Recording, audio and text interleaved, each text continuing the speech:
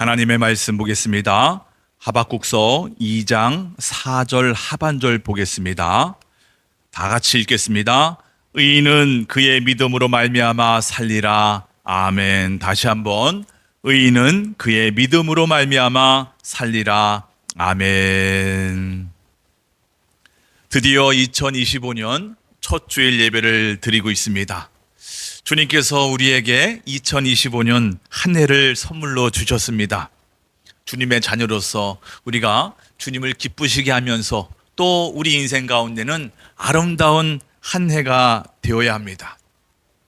누구나 그렇듯이 우리 인생길을 두 번 걸어가는 분은 없을 겁니다. 다 처음이에요. 초행길을 걷는 거예요. 한 번도 걸어본 적 없는 길을 걷는 거지요. 미리 연습해서 그 다음에 실전으로 걷는 사람도 없고요. 같은 길을 두 번 걷는 사람도 분명히 없습니다. 그런 인생길을 걸으려고 하다 보니 우리가 얼마나 긴장되고 또 정신 바짝 차려야 하는지도 몰라요. 여러분, 그렇지 않으면 우리는 잘못된 길로 빠지기 쉽습니다. 그러니까 우리는 목적지에 잘 도착할 때까지 최선을 다하여 긴장하면서 집중해야 되는 거예요. 올해 2025년 누구도 단 한 번도 걸어본 적 없는 올해입니다. 초행길이란 얘기죠. 딱 단 한 번의 기회가 우리에게 주어졌을 뿐입니다. 그러니까 우리가 집중해서 정신 바짝 차리고 살짝 긴장한 가운데 그 길을 걸어야 합니다. 그럼 과연 우리가 어떻게 해야 잘 걸어갈 수 있을까요? 가장 좋은 방법이 뭐겠습니까? 그 지혜를 어디서 찾을 수 있겠습니까? 이러기 위해서 퀴즈 하나 내겠습니다. 세계에서 가장 빨리 자라는 식물이 있다면 뭘까요? 마치 짠 것처럼 이렇게 너무 잘 알고 있어요. 맞아요. 대나무예요. 대나무. 이 대나무라고 하는 것이, 이 식물이 지역이나 아니면 어떤 기온에 따라서, 기후에 따라서 성장 속도가 다르지만 보통 한 20m 정도까지 자란다 그래요. 길게 자라는 거는 40m까지 성장한다고 하는데 하루에 60cm 또는 1m 이상까지 자란다는 거예요. 특히 이 죽순이 발순되지 않겠습니까? 발순된 이후에 한두 달 사이에 그 높이까지 다 자란다는 거예요. 그 이후부터는 점점 단단해진다고 하는데, 궁금하지 않습니까? 대략적으로 평균 이 키가 한 20m 이상 된다고 하는데, 이런 긴 대나무가 어떻게 부러지지 않을 수 있을까? 보통 세 가지 이유를 이야기합니다. 첫 번째로는 속이 비어있기 때문에 비록 가볍지만 흔들릴 수는 있어도 부러지지는 않는다는 거예요. 두 번째는 이 대나무의 뿌리가 혼자 뿌리를 쭉쭉 뻗는 것이 아니라 옆에 있는 대나무끼리 서로 그 뿌리가 엉킨다는 거예요. 그래서 한 대나무 밭이 있으면 그 뿌리가 전체에 얽히고 설켜서 이 뿌리가 단단하기 때문에 부러지지 않는다라고 이야기를 합니다. 그러면 마지막 세 번째 이유가 무엇이겠습니까? 저는 여기에 좀 초점을 두고 집중하고 싶은데요. 그게 뭘까요? 맞아요. 한 대나무, 긴 대나무이지만 중간중간마다 마디가 있기 때문에 단단하다는 거예요. 생각해 보세요. 한 대나무가 어느 정도 올라가다가 마디를 만듭니다. 매듭을 짓는 거죠. 끝을 맺고 다시 새로운 마디가 시작되면 출발되고 시작되고, 또 어느 정도 가면 끝맺음을 하고 다시 새로운 매듭, 새로운 마디가 생겨서, 그렇게 시작과 끝, 시작과 끝, 이렇게 해서 마디가 생기기 때문에 이 긴 나무가 흔들릴 수는 있어도 부러지진 않는다는 거죠. 아, 그렇구나. 이 마디 때문에 튼튼하게 이 대나무가 자랄 수 있는 거구나. 우리 인생에 시사하는 바가 커요. 요즘 우리 인생을 100세 시대라고 하는데, 태어나서 죽을 때까지 쭉 달려가는 것이 아니라 1년 끊어서 시작과 끝, 시작과 끝. 그래서 100번의 시간을 통해서 100년을 채우는, 그것이 바로 우리네 인생이라고 하는 거죠. 그러니까 그 우리 인생의 이 1년이라고 하는 그 마디마디, 그 시작과 끝을 어떻게 어떤 내용으로 어떤 질에 의해서 살아가는가에 따라서 우리 인생 전체가 좌우될 수 있다는 거예요. 내가 좀 더 알차고 가치 있고 보람된 인생을 살기 위해서는 내 인생의 마디마디 그 시작과 끝을 잘 해야 된다는 거예요. 며칠 전에 우리가 2024년 마지막 날 송구 영신 예배를 통해서 2024년의 끝을 잘 맺었어요. 또 영시를 기준으로 해서 영신 2025년의 새해를 우리가 잘 맞이했어요. 또 같은 성산에서 우리가 오늘 2025년 1월 5일 첫 번째 주일 예배를 통해서 이 2025년의 시작, 우리의 신앙을 잘 시작을 해야 우리 올해가 잘 진행될 수 있고 전체적으로 우리 인생 가운데 좀 더 알차고 가치 있는 인생이 될 수 있다는 것이죠. 과연 우리가 어떻게 올해를 시작해야 우리의 신앙생활, 우리의 삶이 지혜롭게 잘 이루어갈 수 있을까? 무엇보다 우리는 예수님을 나의 구주로 믿고 하나님의 자녀가 된 사람들이에요. 그리스도인이라고 이야기를 합니다. 그런 그리스도인이 하나님의 자녀가 우리의 신앙의 첫 단추를 무엇으로 꿰어야 잘 살아갈 수 있을까? 지혜로울까? 제가 고민하고 기도하는 가운데 오늘 본문이 생각이 났습니다. 여러분 너무나도 잘 알고 있는 말씀, 의인은 그의 믿음으로 말미암아 살리라. 이 말씀은 나중에 로마서에서 인용을 하죠. 그래서 로마서에서 가장 중요한 본문 중에 하나가 이 말씀이 되고 또 신약 전체에서도 이 말씀이 얼마나 소중한지 몰라요. 특별히 우리는 개신교인들입니다. 신앙개혁, 종교개혁을 일으켰던 후예들이에요. 이런 우리 개신교인들에게 이 말씀은 더 소중합니다. 근데 이 말씀이 어떤 환경에서, 어떤 배경에서 이 말씀이 나왔고 정확하게 이 말씀이 무슨 뜻인지를 아는 사람들이 별로 없는 거죠. 이런 배경을 알고 오늘 본문의 말씀을 대하면 우리의 신앙생활이 좀 더 풍성하고 정확한 그 인생의 길을, 신앙의 척도를 갈 수 있다고 생각됩니다. 오늘 우리가 하박국을 읽었는데 여러분 하박국서를 쓴 이 하박국 선지자는 어떤 사람일까요? 퀴즈 하나 내볼까요? 하박국 선지자의 별명이 뭘까요? 하박국 선지자. 호박이요? 하박국 선지자의 별명은 질문하는 선지자라고 합니다. 질문하는 선지자. 재밌죠? 원래 선지자의 이 역할이 뭡니까? 하나님의 종으로서 하나님의 말씀을 전하는 사람이에요. 근데 하나님의 말씀을 전하는 내용보다 하나님께 질문하여서 하나님께 응답받는, 사실 그래서 우리가 하박국서 1장에서 끝까지 쭉 읽어보면 이 사람이 두 가지 질문을 했고 거기에 따라 하나님께서 주시는 그 응답의 내용들로 이루어진 책이 바로 이 하박국서입니다. 근데 그 질문하는 내용이 아주 우리에게 너무나도 중요한 신앙의 본질을 다루고 있습니다. 우리의 인생의 본질에 대해서 다루고 있는 질문입니다. 그 두 가지 질문 중에 첫 번째, 무슨 질문을 했겠습니까? 바로 하나님, 왜 의인들이, 의롭게 살아가려고 하는 사람들이 고통을 당하는 것입니까? 이게 하박국 선지자가 가졌던 첫 번째 질문이었어요. 왜냐하면 당시 이 하박국 선지자가 살던 이 남유다, 이미 이스라엘은 남과 북으로 갈려져 있는 상태였어요. 특히 이 남유다를 바라보며 이 선지자가 하나님께 질문을 한 거예요. 그 당시 예수님이 오시기 한 600년, 700년 전이에요. 그러니까 이미 이 남유다, 이 사회, 이스라엘 이 사람들에게는 죄악이 가득했습니다. 점점 쇠퇴해 가고 있었다는 것이죠.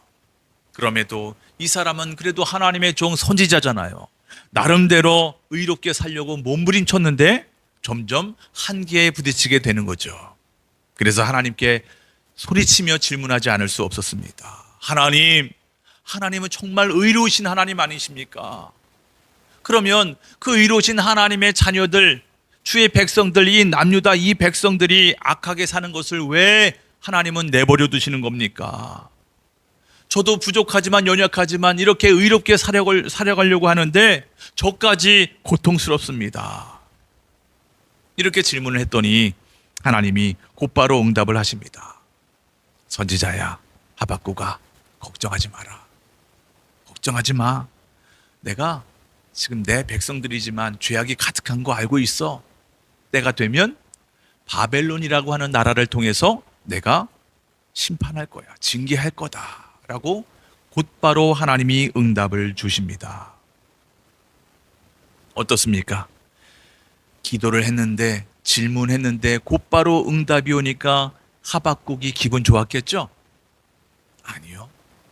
오히려 더 답답하고 속상하고 하나님을 이해할 수가 없었습니다. 왜 그랬을까요? 아무리 지금 내 백성 남유다 이스라엘이 그렇게 죄악이 가득했다고 하지만 아무리 생각해도 이 바벨론이라고 하는 나라 그 사람들보다는 좀 더 착한 것 같거든요. 그렇잖아요. 남유다 사람들은 그래도 하나님을 알고 있어요. 하나님을 찾아서 꼬박꼬박 예배를 드리고 있었어요. 다만 이 사람들이 하나님만 예배한 것이 아니라 한쪽에는 하나님, 또 다른 한쪽에는 이방 이 세상에 발을 하면서 양다리 걸친 것. 그래서 굳이 이 사람들의 죄악의 이름을 찾는다고 하면 불순종의 죄라고 말할 수 있겠지요. 반면에 바벨론 사람들의 죄는 뭡니까? 이 사람들은 하나님을 알지도 못해요. 오히려 이방 신을 섬기는 사람들이에요. 굳이 이 사람들의 죄악의 이름을 붙이자고 하면 불신의 죄라고 이야기할 수 있습니다. 불신, 하나님을 믿지 않아요. 알지도 못해요. 그러니 하박국 선지자가 볼 때에는 아무리 생각해도 이런 바벨론 사람들보다는 내 나라 남유다 사람들이 좀 더 착해 보이는 거죠. 근데 하나님이 이 남유다를 징계하기 위해서 더 악해 보이는 저 바벨론 나라를 사용하시겠다고 하니 이 하박국은 두 번째 질문을 하지 않을 수가 없었어요. 두 번째 질문이 뭘까요? 하나님, 왜 하필 바벨론입니까? 바벨론이 더 악해 보여요. 이 두 번째 질문에 하나님이 뭐라고 하셨을까요? 대답이 없으셨어요. 침묵하셨어요. 이상하게도 이 두 번째 질문에는 하나님이 응답하지 않아요. 사람의 입장에서 보면 답답할 노릇이죠. 하나님을 알다가도 모르겠어요. 여러분, 많은 기도자들이 여기서 너무나도 답답해합니다. 우리는 이런 시기, 이때를 잘 넘겨야 돼요. 그렇지 않으면 기도를 포기하게 됩니다. 에이, 하나님 응답하지 않는구나. 내 기도에 별로 관심하지 않아. 나 같은 사람의 기도를 들으실까? 오해하기 십상이에요. 여러분, 이런 상황, 내가 기도했는데도 불구하고 하나님이 응답하지 않는다. 이 상황, 이때를 우리는 잘 넘겨야 됩니다. 과연 어떻게 넘기는 게 잘 넘기는 걸까요? 우리가 이 하박국을 통해서 깨달을 수가 있는데 우리가 읽지는 않았지만 하박국서 2장 1절에 이렇게 말씀합니다. 우리 다 같이 읽어볼까요? 시작. 내가 파수하는 곳에 서며 성루에 서리라. 그가 내게 무엇이라 말씀하실는지 기다리고 바라보며 나의 질문에 대하여 어떻게 대답하실는지 보리라 하였더니. 하나님의 응답이 늦어질 때 어떻게 해야 된다고요? 지금 하박국 선지자는 어떻게 하겠대요? 기다리겠다는 거예요. 기다리겠대요. 언제까지요? 응답을 주실 때까지. 하나님이 내게 무엇이라 말씀하실는지 기다리고 바라보겠다는 거예요. 내 질문에 대하여 하나님이 어떻게 대답하실지 내가 끝까지 지켜보겠다는 거예요. 여러분, 응답이 없을 때 어떻게 하라고요? 기다리라고요. 언제까지요? 응답하실 때까지 기다리라. 특별히 하박국이 어디에 가서 기다린대요? 높은 성루에 가서, 내가 파수하는 곳에 가서 그 성루에 서리라. 여러분 지도 보세요. 예루살렘 성루입니다. 저 높은 곳에 올라가서 뭐 하는 거예요? 저 위에는 누가 올라가는 거예요? 성루라고 하는 것은 파수꾼이 어떤 국경선에 높이 올라가 가지고, 저 높이 올라가서 파수꾼은 망원경으로 이렇게 보겠죠. 적군이 언제 쳐들어오나, 적군의 동태를 살피고, 만약에 적군이 쳐들어온다 그러면 뭐 나팔을 불거나 북을 쳐가지고 적군이 쳐들어오는 것을 우리 아군들에게 알려서 아군들이 준비 태세를 갖추고 전쟁해야 되는 것 아니겠습니까? 바로 이 역할을 하는 이 파수꾼이 이 성루에 올라가서 하는 거예요. 근데 지금 하박국 선지자가 하나님께 두 번째 질문을 했는데 대답이 없어요. 내가 이 높은 성루에 올라가서 바라보겠다 그랬어요. 무엇을? 하나님을 바라보겠다. 하나님이 어떻게 응답하실지, 하나님의 말씀, 하나님의 계시의 말씀을 내가 듣기 위해서 하나님께 집중하리라, 하나님만 바라보리라 하는 마음으로 이 높은 성루에 올라갔다는 거예요. 여러분, 이게 우리에게 너무나도 중요한 거예요. 하나님께 기도했어요. 질문했어요. 곧바로 응답 주시면 감사하지만, 그러나 바로 응답이 없을 때에는 듣기 위해서는 우리가 하나님께 집중해야 된다. 하나님만 바라봐야 한다는 거예요. 많은 사람들이 열심히 내 입을 열어서 따발총처럼 따다다다다닥 하나님께, 하나님 이거 어떻게 되는 거예요? 저거 어떻게 되는 거예요? 이 모양 저 모양으로 간구하고 질문하고, 그러나 주님의 음성을 들으려 하지 않습니다. 그러면서 응답하지 않으신다고, 하나님의 응답이 늦다고 괴로워하고 답답하고 속상해하는 우리의 모습이 아닙니까? 우리의 마음은 점점점 조급해질 뿐인 거죠. 하나님을 오해해도 너무 오해하게 되잖아요. 하나님은 내 기도 듣지 않아, 관심이 없어, 얼마나 오해를 합니까? 그러면서 기도를 포기하는 거죠. 하박국을 보세요. 하박국은 하나님께 진지하게 두 번째 질문을 했습니다. 왜 더 악해 보이는 저 바벨론을 통해서 징계하십니까? 곧바로 응답이 없습니다. 그랬더니 응답하실 때까지 기다리기로 작정했다는 거예요. 작정했다, 다짐했다는 거예요. 아, 그렇구나. 여러분, 이것이 우리에게 너무나도 중요한 포인트인 거예요. 기다림, 인내, 버티는 것, 여러분 이것이 우리 신앙생활에 얼마나 필요한 덕목입니까?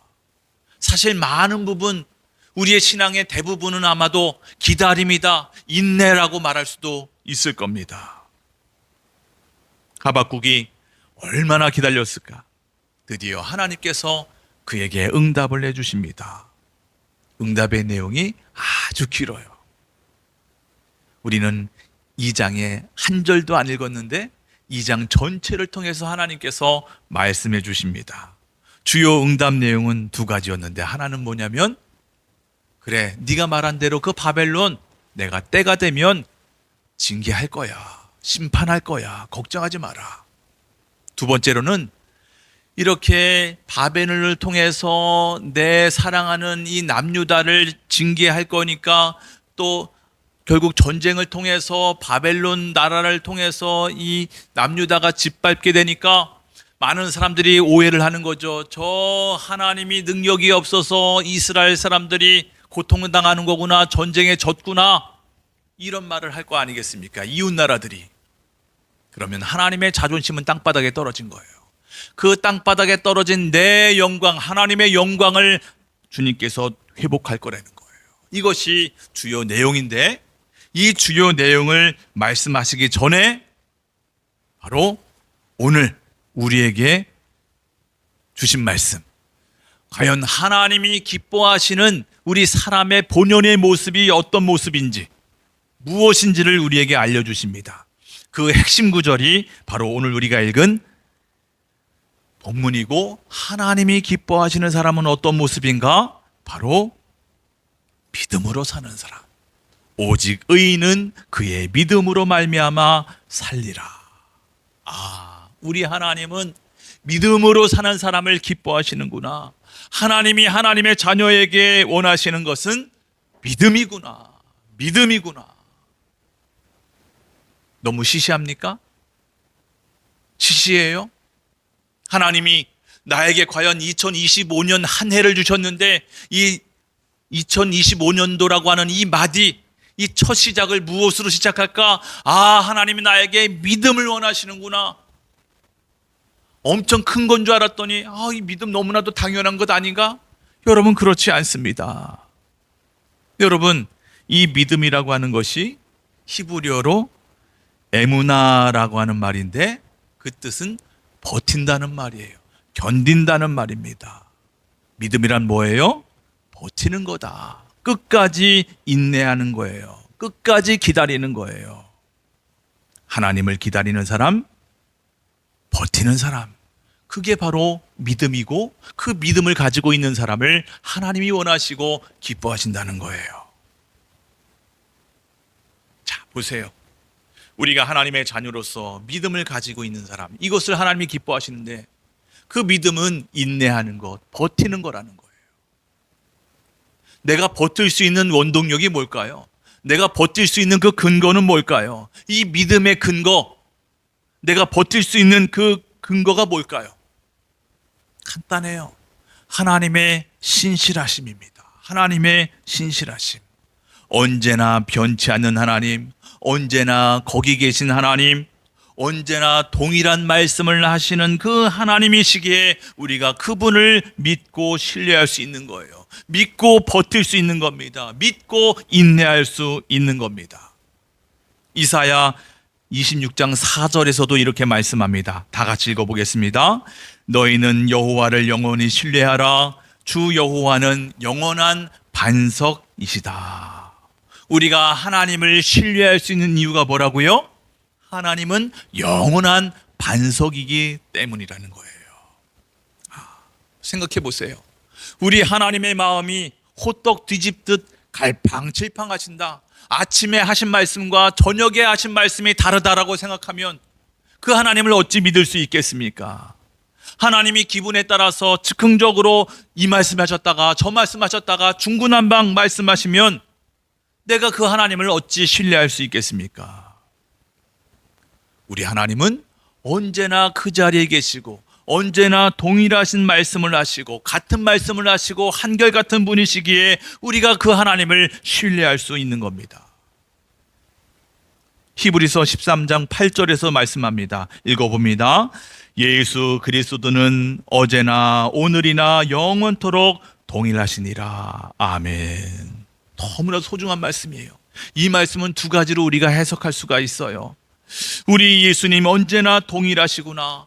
과거에 이스라엘 백성들과 함께 하신 그 하나님이, 그 동일하신 하나님이 오늘 여러분과 저와도 함께 하시고, 내 자녀와도 함께 하시고, 다음 세대들과 함께 하시는, 영원토록 함께 하시는 하나님, 과거, 현재, 미래에 함께 하시는 하나님은 동일하시다는 거예요. 과거 이스라엘 사람들은 하나님의 마음을 많이 아프게도 하잖아요. 하나님을 신뢰하지 못하고 오히려 지멋대로 살던 그 이스라엘 사람들 아닙니까? 그럼에도 불구하고 우리 하나님은 그 이스라엘을 버리지도 않고 잊어버리지도 않고 포기하지도 않고 끝까지 그 이스라엘 백성들을 책임지시고 떠나지도 아니하시고 끝까지 함께 하셨습니다. 그 동일하신 하나님이 이 위기에 빠진 우리 대한민국과 끝까지 함께 하시겠다는 거죠. 여러분과 저와 끝까지 함께 하시겠다는 거예요. 버리지 아니하시겠다는 거예요. 비록 교만하고 배은망덕한 우리 대한민국이고 여러분과 나 아니겠습니까? 그럼에도 우리 주님은 우리 대한민국 여러분과 저를 불쌍히 여기시고 구원해 주시겠다는 거죠. 회복시키시겠다는 거예요. 이로 인해서 그 하나님 때문에 우리가 비록 지금 내 삶이, 우리 대한민국이 위기에 빠져 있지만 오히려 그 위기가 기회가 될 수 있다는 거죠. 여러분, 이뿐만입니까? 그 신약 지금으로부터 2000년 전에 물 위를 걷던 그 베드로가 물을 바라보며 빠지기 일보 직전에 주님께서 그 손을 내밀어 베드로를 건져 주셨습니다. 그 베드로를 건져 주신 그 손으로 여러분과 저 위기에 빠진 여러분과 저의 삶을 건지시고 우리의 손과 발을 일으켜 세우시는 그 동일한 하나님 아니겠습니까? 여러분 꼭 기억하십시오. 우리 하나님은 동일하세요. 우리 주님 동일하세요. 과거 이스라엘 백성들을 향해서 그 수많은 사람들을 향해서 건지시고 입히시고 회복시키시고 치유하시고 생명 주신 그 주님이 동일하게 오늘에도 역사해 주십니다. 시리에 빠져 좌절하고 절망하는 수많은 사람들을 향해서 건져 주십니다. 일으켜 세워 주십니다. 또 이 두 번째 의미로는 주님이 영원히 동일하시다. 과거, 현재, 미래 동일하시다는 것은 그 예수님의 속죄 사역이 영원하다는 거예요. 주님의 십자가의 죽으심은 여러 번이 아니에요. 딱 한 번 이 땅에 오셔서 십자가에 달려 죽으셨습니다. 역사적인 사건 단 한 번 이렇게 하신 거죠. 그러나 그 십자가의 능력은 영원하다는 거예요. 그 효력은 영원하다는 거예요. 예수 그리스도의 십자가의 피 흘리심은 단 한 번이지만 그 효력은, 그 능력이 영원하다는 겁니다. 이런 변치 않는 하나님, 한결같은 하나님, 언제나 함께 하시는 하나님이기에 우리는 어떤 상황, 어떤 형편에 있을지언정, 내가 어떤 감정에 휩싸일지언정 그 하나님을 신뢰할 수 있다는 거예요. 그분을 신뢰하기 때문에 끝까지 포기하지 않고 견딜 수 있다. 이 말씀이 의인은 그의 믿음으로 말미암아 살리라. 오직 의인은 믿음으로 사는 거예요. 그럼 우리 스스로에게 물어야 됩니다. 과연 나에게 이런 믿음, 하나님을 향한 이런 신뢰가 있을까? 고민해야 됩니다. 내 스스로에게 질문해야 됩니다. 나는 정말 나의 하나님을 신뢰하고 있을까? 한결같은 하나님, 변치 않는 하나님, 언제나 나와 함께 하시는 그 주님을 믿고 있을까? 내가 그 주님을 신뢰하기에 나는 기다리고 버틸 수 있습니다. 어떤 형편일지언정 나는 인내할 수 있습니다. 어떤 상황일지언정 나는 인내할 수 있어요. 이렇게 진정으로 고백할 수 있는가? 나는 정말 고민하고 또 생각하고 또 묵상해야 됩니다. 많은 사람들 가운데 하나님을 믿는다고 고백은 하지만 실제로는 하나님을 하나님으로 여기지 않는 사람들도 분명히 있기 때문이에요. 우리 집에 분명히 부모님이 계세요. 안방에 나의 아버지, 나의 어머니가 살고 계세요. 그럼에도 불구하고 자녀들이 그 아버지를 아버지로 인정하지 않는다. 문안 인사도 하지 않고 존경하지도 않는다. 여러분, 그게 그 자녀의 인생에 그 부모님이 계시는 거예요? 객관적으로 아버지가 분명히 시간 속에 나와 함께하고 또 나와 함께 또 동일한 그 공간에 살고 있는데, 분명히 존재하고 있는데 적어도 그 자녀들에게는 아버지가 없는 거예요. 아버지가 존재하고 있는 게 아닌 거예요. 여러분, 우리 역시 마찬가지 아니겠습니까? 우리가 하나님을 안다고 생각하고 기억하고 있습니다. 믿고 있다고 생각합니다. 그러나 그 하나님을 하나님으로 여기지 않으면, 하나님을 하나님으로 섬기지 않으면, 하나님을 대접하지 않고 인정하지 아니하면 어찌 그것을 우리가 나 하나님 믿어요, 하나님 신뢰할 수 있어요 라고 말할 수 있겠습니까? 여러분, 우리의 믿음은 이론이 아니에요. 실존이에요. 실제 우리의 삶 속에서 적용될 수 있습니다. 내 삶 속에서 이 믿음이 확인될 수 있는 것이죠. 고린도후서 5장 7절에 이렇게 말씀합니다. 이는 우리가 믿음으로 행하고 보는 것으로 행하지 아니한다. 무엇으로 행한다고요? 믿음으로 행한다. 믿음은 우리의 삶으로 적용이 되는 것이고 증명되는 것이고 확인이 되는 거다.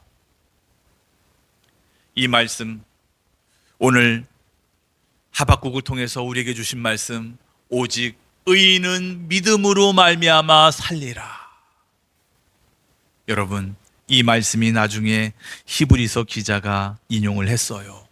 히브리서 10장 말미에 보면 의인은 오직 믿음으로 말미암아 살리라 라고 인용한 후에 그 유명한 히브리서 11장 내용이 쭉 펼쳐집니다. 믿음장이라고 하잖아요. 그 히브리서 11장에는 어떤 말씀이 있어요?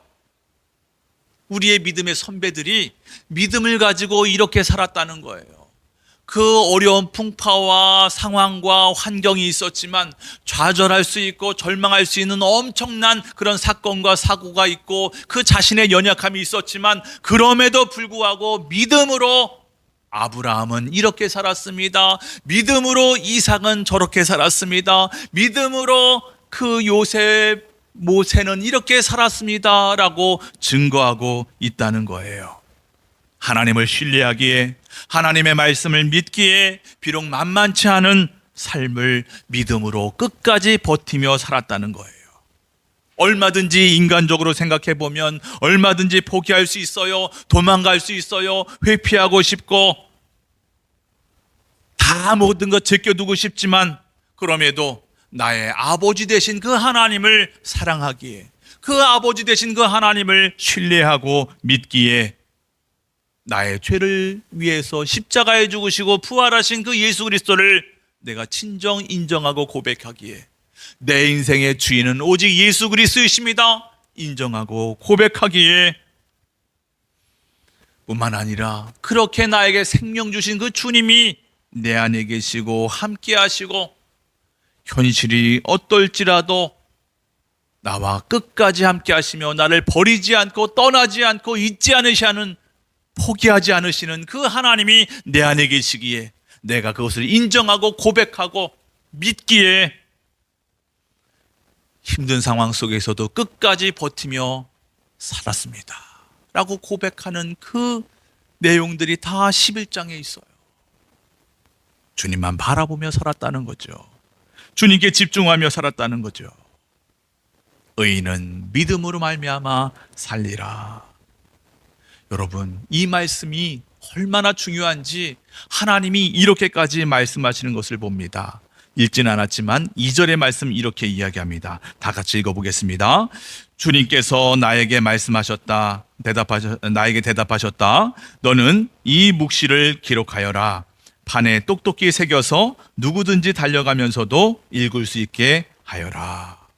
이 말씀을 어디다 새기라고요? 흙판에 똑똑히 새기라는 거예요. 왜? 누구라도 읽을 수 있게 하라. 하나님은 이 말씀을 혹여나 잊어버리거나 오해하는 것을 원치 않으시는 것을 봅니다. 누구든지 달려가면서도 그 말씀을 볼 수 있게 해라. 이 정도로 하나님의 말씀을 소중히 여겼다는 거예요. 그만큼 하나님은 우리가 이런 자세로 살기를 원한다는 거예요. 너희들 진정 하나님의 자녀냐? 그 하나님을 신뢰해라. 그 하나님을 신뢰하는 마음으로 끝까지 버티며 인내해라 라고 우리에게 말씀해 주고 있다는 거예요. 의인은 믿음으로 말미암아 살리라. 끝까지 버티며 살아라. 주님을 신뢰하는 가운데 주님만 바라보며 살아라. 주님께 집중하며 살아라. 오늘 우리에게 말씀하고 있는 겁니다. 새해가 되면 유대인들은 전통적으로 전도서의 말씀을 읽는다는 거예요. 전도서. 주제가 뭐죠? 1장 2절에 인생이 뭐래요? 헛되고 헛되다, 헛되고 헛되다, 모든 것이 헛되다. 여러분 참 이상하지 않습니까? 소망으로 가득 찬 말씀을 새해 읽는 게 정상 아니에요? 근데 오히려 지금 이 말씀을 보면 허무한 인생 같은 것을 찬양하는 듯한 이 전도서 말씀을 새해에 왜 읽어? 여러분 이 의미가 무엇이겠습니까?